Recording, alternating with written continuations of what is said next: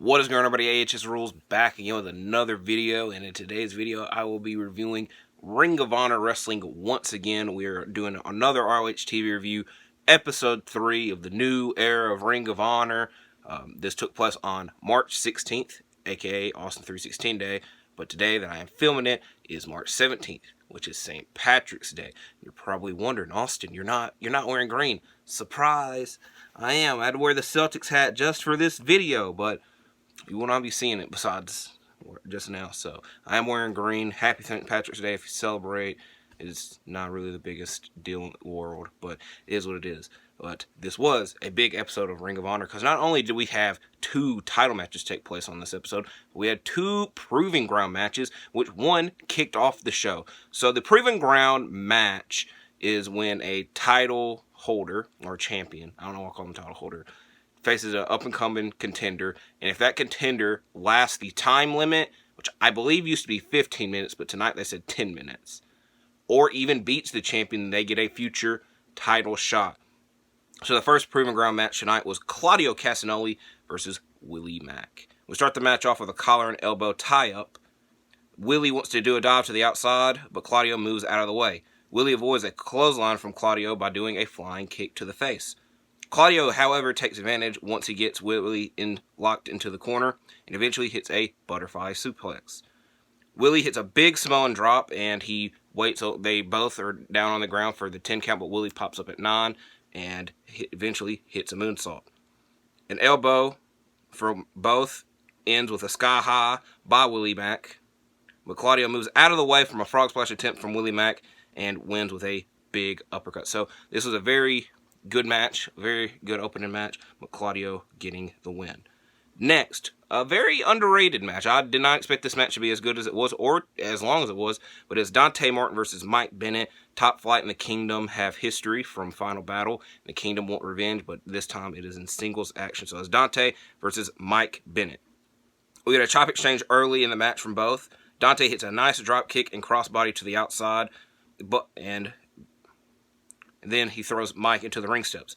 Mike gets the advantage once Maria, who is on the outside, distracts Dante and eventually hits a pile driver on the ramp, and Dante eventually gets back in the ring at the count of 18. Of course, in Ring of Honor, there is a 20 count. I just heard something on the outside. That sounds like that's what I looked. Mike tries to hit a spear, but Dante flips over him. Dante hits a package power bomb, which was like a package pile driver, but a power bomb, and a crossbody for a 2 count.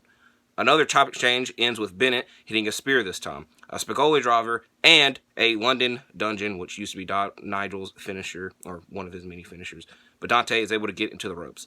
Dante reverses a top rope Spicoli driver with a Hurricane Rana, which was very dangerous because by the time he was able to do the flip, his neck was on the ground. Like, it could have ended terribly, but it didn't. And then is able to pop up to the top rope and hit a frog splash for a 2 count. Dante is, however, eventually wins the match with a pop-up DDT, which the best way I could describe it is that he had Mike on his back and then flipped him and hit the DDT for the win. After the match, Matt Taven attacked Dante, but Darius, aka Dante's brother, was there for the eventual save. So like I said, very underrated match. Match went on for a while. I was not disappointed. Very good match between the two. And I'll talk about it. I won't talk about it later. I'll talk about it now. But next week, we are getting Darius Martin versus Matt Taven.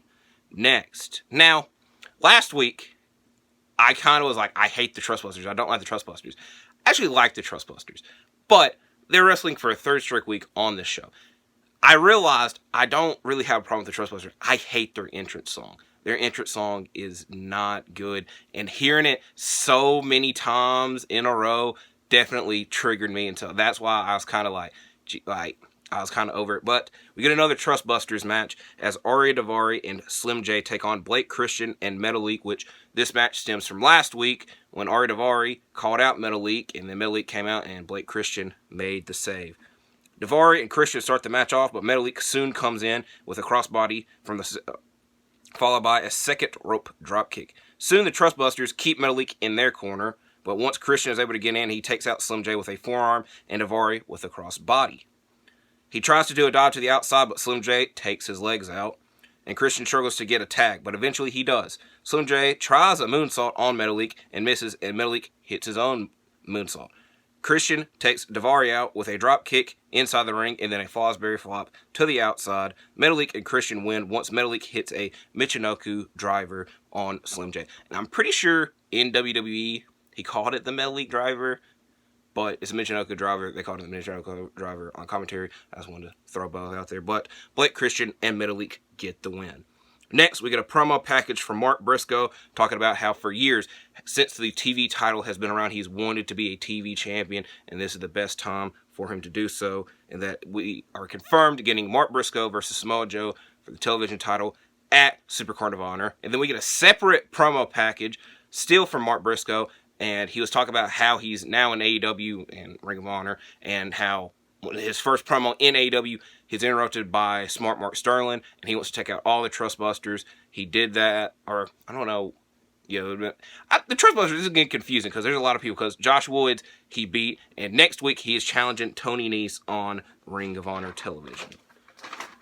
So next match is Eddie Kingston versus Jeeves K, who is apparently a part of the Trustbusters. I did not know this, and again, I had to hear the Trustbusters theme song, which is just hilarious, but this was a very quick matchup.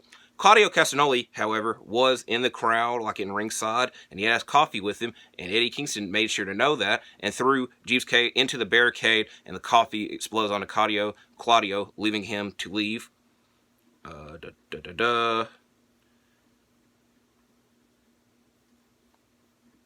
This was a very quick match. I was trying to think, was there really anything that happened in this match? But not really. Kingston wins with a Saito suplex and Dragon Sleeper, and then after the match, he does the title Aaron Rodgers discount double check, wanting the Ring of Honor title, which is very weird because you would imagine that's going to be the match at SuperCard of Honor, and SuperCard of Honor is in 2 weeks, and we got a lot of SuperCard of Honor announcements tonight, but we still are waiting on the world title announcement. Next week, the Trustbusters won a rematch. They claim that they were cheated out of their tag team match tonight, but this time they won it in trios action, and they will have Jeeves K with them, and they dare Blake Christian and Metalik to find a third partner. Next, we get the other Proven Ground match that I mentioned earlier, Athena versus Hyan, I believe is her name, but she did not do much in this matchup. Athena starts the match off with massive forearms. Hyan fights back with kicks of her own. Athena hits a black hole choke slam. It's very weird. It was a black hole slam, which is Abyss's move, but they called it a choke slam. It was a black hole slam. I just want to point that out. Hyan hits a wasteland, which was Wade Barrett's. I like pointing out when people so Hyan hit a wasteland. Obviously, that's Wade Barrett's move. So if y'all don't know, and is able to hit a leg drop soon after it. Athena hits a great powerbomb on the outside and eventually throws her into the ring steps and wins once she gets back in the ring and locks in a crossface. After the match, she pushes her around, bullies her, but eventually wanders off. Next, we get a return of a ROH legend / alumni in Silas Young, who faces Marcus Cross.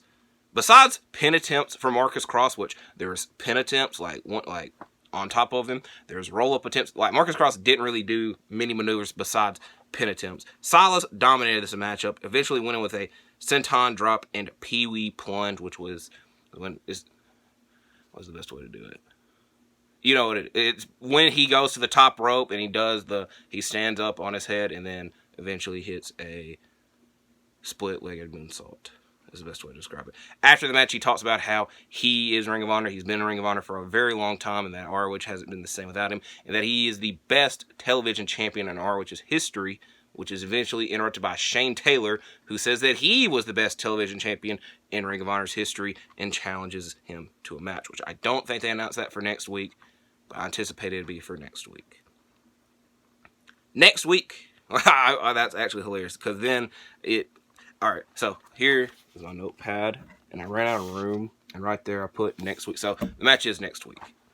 Athena is being interviewed by Lexi Nair, and this is one of, like I said, I don't like quoting and talking completely about interviews, but this was a very interesting where Athena was telling Lexi Nair, I'm going to do the interview, and I'm going to ask you the questions, and she was asking Lexi Nair where Yuka Sakazaki is. Why is Yuka Sakazaki ducking her? And Yuka, where are you?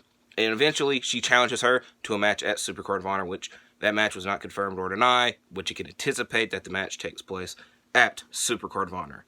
Next, we get our first title match of the night. 6-man tag team title match. The Embassy versus Dalton Castle and the Boys. Khan and Dalton start the match off, and Castle surprisingly overpowers Khan to start the match off and eventually triple teams him with the Boys. However, the tide soon turns once Toa tags in, but Dalton Castle and the Boys are able to triple team him as well. Eventually, Cage tags in, and they're not able to do the same to him, and the Embassy gets the advantage. Khan hits a sidewalk slam on the top rope. Toa hits a splash on the apron, and Cage hits a second rope suplex. All three of those maneuvers were on Brandon, and eventually Cage taunts, and you would think that would be the end of the match, but because he taunts so long, it ends up being a 2 count. Brandon eventually gets a tag into Dalton. Dalton tries to hit a bangarang on Khan, but Prince Nana jumps on the apron and distracts him, and Toa is able to take him out. Or Cage is able to hit a super kick onto Castle, which takes him out. Brent tags in, but Khan and Toa take out both of the Boys, which are Brent and Brandon. Brent, it might be Brett. I'm pretty sure it's Brent. I went over this 2 weeks ago, but you get the point. I'm pretty sure it's Brent.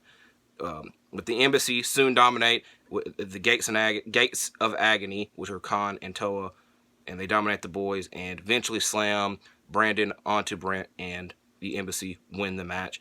After the match, the Embassy attack the Boys and Dalton Castle again, but AR Fox, Grand Metalik, or I don't know why I called him Grand Metalik, and Christian make the save and grab the Trios title, which leads to Blake, Christian, and Metalik finding their Trios partner, and it being AR Fox. And next week, they'll be facing the Trust Busters. It's also weird. It's very weird because AEW obviously has theirs Trios division. They call it the Trios title. And then ROH has theirs. They call it the 6-man. So normally, I'm very on point calling it the 6-man. But in this whole segment, I just call it the Trios title. But they're the same. It's not the biggest deal. Next, we get Madison Rayne versus Trish Adora. Matt Wrestling starts the match off with Trish mainly getting the advantage. Trish is able to hit a flurry of forearms in the corner. Madison reverses a submission attempt with a DDT of her own. Then we get forearm attempts from both, leading to a cutter by Rayne. Rayne attempts a crossroads, but Trish is able to reverse it and win with a massive forearm. Another dominant performance by Trish Adora. Speaking of Madison Rayne, on the first episode, she teamed with Sky Blue, and next week Sky Blue will be facing Lady Frost. They didn't do a promo for it, they just kept showing it in the left corner that will be the matchup for next week. Next, we get Matt Sydal and Christopher Daniels versus the Outrunners, and I'll admit, I don't remember their names, but they were never in the match like one by one because they started the match, both Outrunners started the match off by attacking Daniels from behind and pushing Sydal to the outside, and they double-teamed Daniels for a majority of the match until Sydal is able to tag in. And they try to do the double-team sneak attacks the whole time, but it does not work, and this is a very quick match as Sydal and Daniels win, with Christopher Daniels hitting an Angel's Wings and Sydal hitting a Page Turner. After the match, Aussie Open comes out and challenges Daniels and Sydal because Aussie Open wants to be ROH Tag Team Champions, and what better way to be Tag Team Champions by beating two former ROH Tag Team Champions. And so, again, we'll get that match. It was not confirmed for next week, but you could anticipate it was for next week. It's very weird, but it is what it is. So Aussie Open and Matt Sydal versus Matt Sydal and Christopher Daniels at some point. Next, we get our main event for the pure title, Wheeler Yuta versus Clark Connors. Now, I don't think I mentioned it last week, but I don't think they showed him last week as well, but I might be just misremembering. But this week, they did show who the judges were for this pure title matchup. It was Colt Cabana, BJ Whitmer, and Dean Malenko. And Wheeler Yuta and Clark Connors, they go over to the judges and shake their hands before the matchup starts. Yuta starts with a quick pin attempt, but is soon followed by a chop exchange between the two. Connors uses his first rope break when Wheeler attempts an arm lock. Connors is able to recover with a brain buster, but Yuta then uses a close fist. And I was very confused by this because obviously last week Wheeler Yuta won with a closed fist to Timothy Thatcher, but the referee didn't see it. So he did the closed fist, but I thought the referee clearly saw this, but he didn't. So obviously, pure rules, you get one closed fist, but he hits Clark Connors with a closed fist, but apparently the referee didn't see it, but I guess I'm stupid and didn't realize the referee was not looking. But Clark Connors is able to recover soon after, and Yuta locks in an octopus lock, which uses Clark's second rope break attempt. Connors hits a pounce, shout out Monty Brown, leading to him getting the advantage while Yuta fights back. Connors hits a spear soon after. Yuta continues to target Connors' arm and elbow area, but Yuta uses another close fist, which this time the referee did see. Connors, however, recovers with an ankle lock, which was passed down by Ken Shamrock. They mentioned that several times on commentary, leading to Yuta's first rope break attempt. Yuta wins the match very quickly with a reverse crossface, which Clark Connors is trying to fight out of it, and Yuta reverses it into a pin. And they try to make it seem like Yuta is doing something evil and heelish by stopping Clark from getting his foot on the rope, but that's not really heelish. That's just being smart and trying to win the match. So Yuta wins with a pin attempt after this reverse crossface. After the match, Yuta said that he wanted the best and that he is challenging one of the best. And he wants Katsuri Shibata, who obviously runs the LA Dojo, trained Clark Connors, and is one of the best pure wrestlers of all time. I was going to say of the modern era. Of all time. You could say that. That's not a hot take. So, that is how we ended this episode of Ring of Honor Television. It was a very good episode. Like I said, we got a lot of matches teased for next week. Which ones will happen, I don't know, because, like I said, they're obviously, some were teased, some were not announced. But we were 2 weeks away from Supercard of Honor. We got a good majority of matches announced for that. It was a very good episode, like I said. Y'all will most likely see me next week reviewing ROH TV again. So, thank you for watching this video. Please like and subscribe, and I'll see you in the next one.